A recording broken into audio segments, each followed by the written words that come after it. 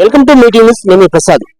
ప్రస్తుతం కల్వకుర్తి పట్టణంలోని ఏదైతే బీసీ ఉద్యమం మరొక అడుగు ముందుకేసే ప్రయత్నంలో ఈ రోజు మన దగ్గర ఒక చీఫ్ గెస్ట్ గా పెద్దపల్లి ఎమ్మెల్యే కంటెస్టెంట్ దాసరి ఉష గారు ఉన్నారు. వారిని అడిగి బీసీ మీద రేపు జరగబోయే భవిష్యత్తులో ఎలా ఉంటుంది కార్యాచరణ అనేది అడిగి తెలుసుకునే ప్రయత్నం చేయండి. చెప్పండి మేడం, బీసీ నినాదము ఇప్పుడు మళ్ళీ చాలా రోజుల తర్వాత మళ్ళీ కూడా ముందుకేసే ఆలోచన విధానంగానే ఈ రోజు ఈ కార్యక్రమం ఏర్పాటు చేశారు కదా, ఎట్లా ఉంటుంది భవిష్యత్ ఆలోచన? భవిష్యత్తు గురించి చెప్పే ముందు పూర్వం గురించి చెప్పాలి. గత 2000 సంవత్సరాల కంటే ఎక్కువ నుండి అణిచివేయబడ్డ వర్గాలుగా ఉన్న వాళ్ళు బీసీ కులాలు, అంటే ఉత్పత్తి కులాలన్నీ కూడా. నేడు తెలంగాణకి 1969 నుంచి పోరాటం చేస్తే 2014లో వచ్చింది. కానీ బీసీల ఉద్యమం, ఈ బహుజనుల ఉద్యమం అనేది కొన్ని వేల సంవత్సరాల నుంచి అణిచివేత నుంచి విముక్తి కావడం కోసం చేసే ఉద్యమం. మరి తెలంగాణ ఉద్యమం కంటే తెలంగాణ ఉద్యమం కోసం ఎంతమంది ఎన్ని ప్రాణత్యాగాలు, ఎన్ని ఆత్మార్పణలు చేసుకుంటూ వచ్చిందో మనకు తెలుసు. ఎన్ని పోరాటాలు చేస్తే, ఎన్ని పూటలు భోజనం లేకపోతే పస్తులు ఉంటే, ఈ విధంగా చేస్తేనే తెలంగాణ వచ్చింది. మరి అట్లాంటి కొన్ని వేల సంవత్సరాల నుంచి చేస్తున్న ఉద్యమానికి మనకి తగిన ఫలితం కావాలని అంటే ఇంకెంత కృషి చేయాలో మనందరం ఆలోచించాలి. మరి నేడు ముఖ్యంగా ఈ బీసీ మహాసభ కల్వకుర్తి నియోజకవర్గంలో ఏర్పాటు చేయడానికి గల ముఖ్య కారణం ఏంటంటే, ఇప్పుడు ఉన్న అధికార పార్టీ కాంగ్రెస్ పార్టీ మన తెలంగాణ రాష్ట్రంలో, మరి ఇప్పుడున్న అధికార పార్టీ ఇక్కడ నుండి కాంగ్రెస్, అదే విధంగా మన సెంట్రల్ లో బీజేపీ పార్టీ, రెండు కూడా బీసీలకి ఎంతో మంచి ప్రాతినిధ్యం ఇస్తాము అని చెప్పేసి మాటలు ఇచ్చిళ్ళు.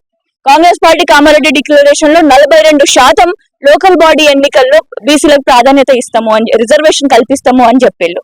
అదే విధంగా కుల జనగణన చేస్తాము అని చెప్పేసి మాట్లాడుతున్నారు. గత ప్రభుత్వం కూడా 10 సంవత్సరాల పాలనలో కూడా బీసీలకు ఇదే విధంగా చెబుతూ కూడా ప్రభుత్వాన్ని ఏర్పాటు చేసుకున్నారు. ఇప్పుడున్న ప్రభుత్వం కూడా అదే ఆలోచనతో ముందుకెళ్లే ప్రయత్నం చేస్తుంది అనుకోవాలా? ఏ ప్రభుత్వం వచ్చినా అదే చెప్తున్నారు.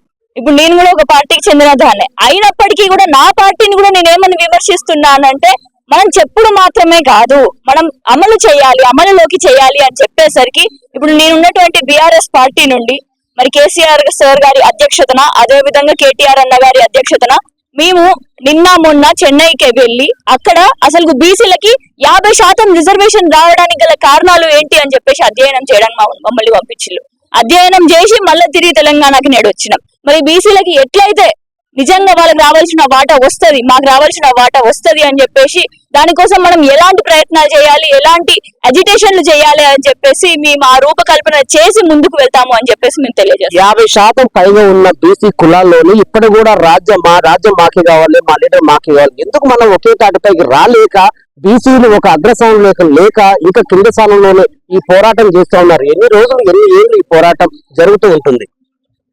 ఓకే, బీసీలు విడిపోయి ఉన్నారు అని అంటే నేను నమ్మనన్నా. ఎందుకంటే ఇదే ఎలక్షన్ల ముందు ఒక సభకి పిలుపునిస్తే, ఏ మహాసభకి పిలుపునిచ్చినా కూడా పద్మశాలి సభ కానివ్వండి, ముదిరాజ్ సభ కానివ్వండి, ఈ సభలు ఎన్ని పెట్టినా కూడా లక్షలాది మంది జనాలు బీసీ బిడ్డలు తరలి వచ్చేళ్ళు. అంటే బీసీలలో చైతన్యవంతం అయి ఉన్నారు.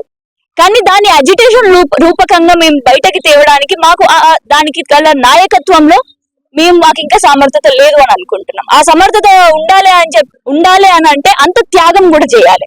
మరి అంత త్యాగానికి సిద్ధమైన నాయకత్వం బీసీలలో తయారు కావాలని నేడు మేము అందరం ఆరాటపడుతున్నాం. మరి అది త్వరలోనే ఖచ్చితంగా సాధ్యం అవుతుంది. మరి పంజాబ్ లో ఏ విధంగానైతే ఒక ఫార్మర్ ఎడ్యుకేషన్ ని తీసుకొచ్చి ఒక లక్షలాది మంది ఫార్మర్స్, అన్ఆర్గనైజ్డ్ గా ఉన్న ఫార్మర్సే అక్కడ ఆర్గనైజ్డ్ గా మారి చట్టాన్నే కింద పడేసిల్లో, చట్టాన్నే మొత్తం పాతాళంలోకి నెట్టేసి మా ఫార్మర్స్ కి కావాల్సిన చట్టాలు అవి కాదు అని చెప్పేసి నిలబడ్డారు. అదే విధంగా ఇక్కడ ఇంత ఆర్గనైజ్డ్ ఉన్నటువంటి బీసీ సమాజం కదిలి వస్తే ఏ విధంగా తెలంగాణ సమాజం కాదు మొత్తం భారతదేశంలో ఏ విధంగా తెలంగాణని బీసీ పోరాటాన్ని చూస్తారో నేడు ఆలోచించాలి. మరి నేడు రెండు స్టేట్ గవర్నమెంట్ నుండి మాకు 42% ఇక్కడ రిజర్వేషన్లు లోకల్ బాడీ ఎలక్షన్ లో కల్పించాలని ఒక పోరాటం. అదే విధంగా నేడు ఇండియన్ స్టాటిస్టికల్ డిపార్ట్మెంట్ నుంచి ఎన్ని సర్వేలు చేసినా కూడా, స్టేట్ మొన్న బీహార్ స్టేట్ కూడా సర్వే చేసింది, కానీ దాన్ని సుప్రీంకోర్టు నిర్దాక్షిణ్యంగా కొట్టేసింది. ఎందుకు అని అంటే అది దట్ ఈస్ నాట్ రికగ్నైజ్డ్ అని చెప్పేసి అంటున్నారు. మరి సెంట్రల్ గవర్నమెంట్ ముందుపడి, బీజేపీ ప్రభుత్వం ముందుపడి దాన్ని రికగ్నైజ్ చేసి సెంట్రల్ గవర్నమెంటే ఒక బీసీ కమిషన్ కి కూడా ఆర్టికల్ 340లో అనుకుంటాను, మరి ఆ బ్యాక్వర్డ్ కమిషన్ ని పొందుపరిచే విధంగా తెలంగాణ రాష్ట్రంలో కూడా రికగ్నైజ్డ్ గా మనం కుల జనగణన చేసే విధంగా చేయాలి అని చెప్పేసి అటు కేంద్ర ప్రభుత్వాన్ని ఇటు రాష్ట్ర ప్రభుత్వాన్ని రెండింటిని కూడా మేము డిమాండ్ చేస్తున్నాం. ప్రస్తుతం కాంగ్రెస్ ప్రభుత్వము కులగణ జరిగిన తర్వాతనే స్థానికులకు ఎన్నికలకు వెళ్తామని ఎన్నికలు వాయిదా చేసిన సందర్భంగా దానికి మీరు ఏం చెప్తారు? అది ఎట్లయితే వాయిదా వేస్తూనే ఉంటారు. అసలు వాయిదా ఎన్ని రోజులని వేస్తా ఉంటాం. ఇప్పుడు సర్పంచ్లు లేరు, జెడ్పీటీసీలు లేరు, ఎంపీటీసీలు లేరు. మరి అధికారం అసలు అంటే ప్రజాపాలన ఎక్కడ జరుగుతుంది? నేడు ప్రజాపాలన అంటే ప్రజల నుంచి ఎన్నికైన వాళ్ళు పాలించాలే కదా అక్కడ. మరి సర్పంచ్లే లేరు. సర్పంచ్ లేకపోతే ఏం పాలన జరుగుతుంది? నేను పెద్దపల్లి నియోజకవర్గం పెద్దపల్లి నియోజకవర్గంలో నేడు ఎన్ని మర్డర్లు జరుగుతున్నాయి, ఎన్ని రేప్ కేసులు జరుగుతున్నాయి మీరు అందరు చూస్తున్నారు. అక్రమ అరెస్టులు జరుగుతున్నాయి. మరి వీటన్నిటిని ఖండించాలా అంటే ఆ ప్రజా నాయకులు ఉండాలే కదా.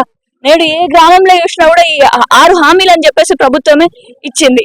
మరి ఆ 6 హామీలు అమలు చేస్తున్నా అమలు చేయట్లేదు అని చెప్పేసి చూసేదెవరు? మరి అక్కడ ఉండే ప్రజాపాలకులే కదా. మరి అలాంటి సర్పంచ్లు జెడ్పీటీసీలు నేడు ఎంత లేట్ చేస్తే ఇప్పుడు ఈ కుల జనగణన చేస్తాము అని చెప్పేసి మాట ఇచ్చేసి నేడు ఆ కులగణన చేయలేదు. అదేడకు పోయిందని అడుగుతాను. అదే విధంగా అది చేయకపోతే మేము సర్పంచ్లను పెట్టము అని అంటే మరి అదేమాయే ఇదేమాయే. మరి రెండు లేక నేడు తెలంగాణకి దిక్కు లేకుండా పోతున్నదని చెప్తా. ప్రస్తుతం 33% అంటే ఎస్సీ వర్గీకరణ 30 సంవత్సరాలు పోరాటం చేసి ఎట్లా వర్గీకరణ తెచ్చుకున్నారో బీసీలు రాజ్యాధికారం కోసం ఒకే తాటిపైకి రావాలంటే మీరు ఏ విధంగా భవిష్యత్ కార్యాచరణ ఉండబోతుంది?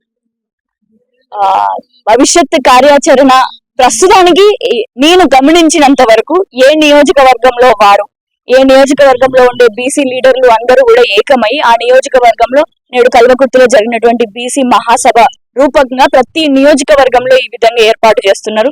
మొన్న హైదరాబాద్ లో కూడా ఒక హోటల్లో మేమందరం కూడా కలవడం కూడా జరిగింది. ఈ విధంగా ఎక్కడ పడితే అక్కడ మొన్న కొండలక్ష్మణ్ బాపూజీ గారి జయంతి సందర్భంగా ముందు రోజు మరి పెద్ద ఎత్తున అన్ని పార్టీల వాళ్ళు కూడా కలవడం జరిగింది. బీసీ నాయకులు అన్ని వర్గాల నుంచి, అంటే కొండలక్ష్మణ్ బాపూజీ గారు పద్మశాలి బిడ్డ అయినప్పటికీ కూడా అక్కడ పద్మశాలీలు, ముదిరాజులు, గౌడన్నలు, యాదవులు, మున్నూరు కాపు బిడ్డలు, రజకులు, ఈ విధంగా అన్ని వర్గాల వాళ్ళు, వడ్డర వాళ్ళు అందరూ కలిసి ఆ విధంగా సమావేశాన్ని ఏర్పాటు చేశారు. సో ఈ విధంగా అన్ని కులాల వాళ్ళు కలిస్తేనే బీసీ కులం అవుతుంది. కాబట్టి ఆ బీసీలు అందరం కూడా ఏకమై అజిటేషన్ రూపకంగా కార్యాచరణ తీసుకుంటాం. అదే విధంగా బీసీలకి కూడా తమిళనాడులో ఏ విధంగానైతే ఒక బ్రాహ్మణ బిడ్డ జయలలిత గారు ఏ విధంగానైతే సపోర్ట్ చేసి బీసీలకి చట్టపరంగా దానికి షెడ్యూల్ 9 లో తమిళనాడుకి ఉన్నటువంటి 69% ని షెడ్యూల్ 9 లో ఇంక్లూడ్ చేసి దానికి కాన్స్టిట్యూషనల్ గా ఇచ్చిందో అదే విధంగా మరి ఇక్కడ కూడా ఓసీలు, ఎస్సీలు, ఎస్టీలు అందరూ కూడా కలిసి నేడు కల్వకుర్తిలో చూస్తే ఎస్టీ బిడ్డలు కూడా నేడు వచ్చిండు,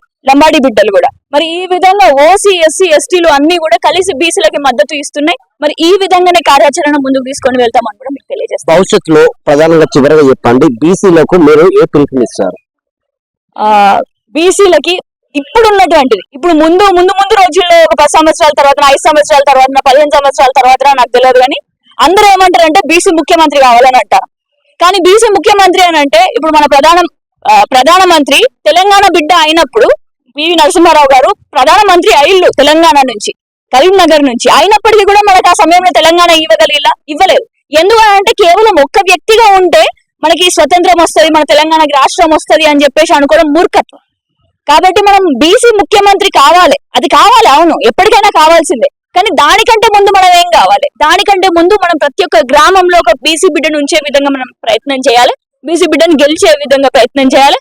అంటే ఈ లోకల్ బాడీ ఎలక్షన్ లో 42% బీసీలకి ఏదైతే కామారెడ్డి డిక్లరేషన్ ఇచ్చిందో అది అమలు చేసే విధంగా చేయాలి అని చెప్పేసి తెలియజేస్తున్నాం. పోరాడి సాధించుకున్న తెలంగాణ ఎలా సాధించుకున్నామో పోరాడితే పోయేది బానిస సంఖ్యలు అన్నట్టుగా మనం పోరాడితే వస్తుందా మన రిజర్వేషన్, మన వాటా మనకు వస్తుందా? ఆ నమ్మకం ఎట్లా ఉంటుంది? బరాబర్ వస్తుంది. పోరాడితే దక్కలేదు అనేది ఏమీ లేదు. మనకి ఇప్పుడు ఏంటిదంటే మనం ఒక మురికి కాలువ పక్కన ఉన్నప్పుడు ఆడ ఛాయ్ తాగినప్పుడు ఆ ఛాయ్ పోసేటోడికి ఆయన మురికి స్మెల్ అంటది, ఆ కంపు తెలియదు. ఎందుకంటే ఆయన ఆడనే బతుకుతున్నాడు కాబట్టి. ఎప్పుడైతే సుగంధం స్మెల్, ఎప్పుడైతే పువ్వుల స్మెల్, మల్లెపూల స్మెల్ ఆ ఛాయ్ చేసేటోళ్ళకి తెలుస్తుందో అప్పుడు ఆయన మల్లెపూల స్మెల్ తీసుకొచ్చి పెడతాడు. సేమ్ అట్లనే మనకి కూడా ఇప్పటి వరకు ఆ మురికి కాలువలో ఉండేసరికి మనకి ఎంత కంప పడుతుందో మనకు అర్థం కాలే. కానీ నేడు బీసీలు కూడా కొంతమంది మంత్రులుగా అయ్యేసరికి, ఎమ్మెల్యేలుగా అయ్యేసరికి మనకి ఆ సుగంధం వాసన తెలుస్తుంది, ఆ మల్లెపూ వాసన తెలుస్తుంది. కాబట్టి ఇప్పుడు నేడు అలాంటి నాయకులందరూ వచ్చి చైతన్యవంతం చేసేసరికి బరాబర్ మనకి కూడా ఇప్పుడు చికెన్ రుచి తెలిసేంత వరకు చికెన్ ఎట్లుంటుందో తెలియదు, కానీ తిన్న తర్వాత చికెన్ మటన్ తిన్న తర్వాత వదిలిపెట్టలేదు. ఇప్పుడు కూడా బీసీలందరికీ కూడా ఒక నాయకత్వం ఒక నాయకత్వం ఏర్పడ్డది. ఆ వాళ్ళందరికీ కూడా బీసీలు నాయకులుగా ఉంటే ఏ విధంగా మనం మేలు చేయగలుగుతాం మన ప్రజలకి అని చెప్పేసి తెలిసింది కాబట్టి నేడు ఖచ్చితంగా ఇది సక్సెస్ఫుల్ గా అవుతుంది, అయ్యే తీరుతుంది. ఆ రుచి తెలిసినప్పుడు దాన్ని ఎవరు కూడా కోల్పోరు. ఓకే అండి, మీరు నిజంగా ఈ విధంగా ముందుకు వెళ్ళాలని నిజంగా మేము ఆశిస్తున్నాం. చివరగా చెప్పండి, హైదరాబాద్ లో జరుగుతున్న హైడ్రా మధ్యతరగతి కుటుంబాలు రూపాయి పోగు చేసి కట్టుకున్న ఇళ్లను ఈరోజు కూల్చివేస్తున్నారు, వాళ్ళ మీద మీ స్పందన ఏంటి? హైడ్రా అనేటిది ఒక మంచి కార్యం చేపట్టడానికి వాళ్ళు ఏసీలు, మంచి ఉద్దేశంతో ఏసీలు కావచ్చు, కానీ దాని ఇంప్లిమెంటేషన్ ఏ విధంగా ఉందో చూడాలి.